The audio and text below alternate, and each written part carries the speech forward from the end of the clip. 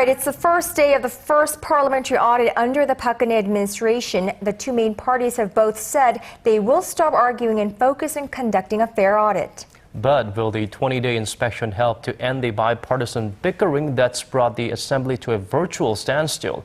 Our Kim Young-gil gives us an overview of the issues discussed on day one of the parliamentary probe.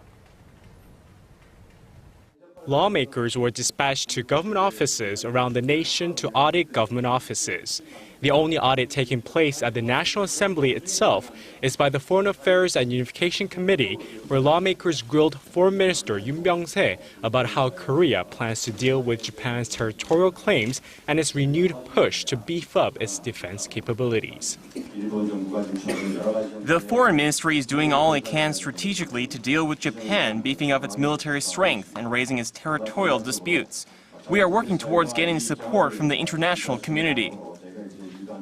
Lawmakers also reviewed a river restoration project aimed at refurbishing the country's four main rivers that has been the target of criticism from environmental groups.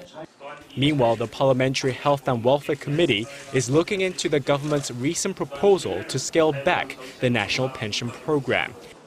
And the National Defense Committee is investigating the recent postponement of the country's next-generation fighter jet project.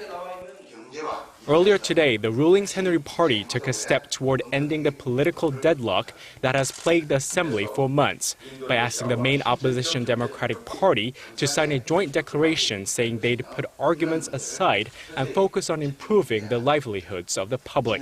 The DP declined the proposal.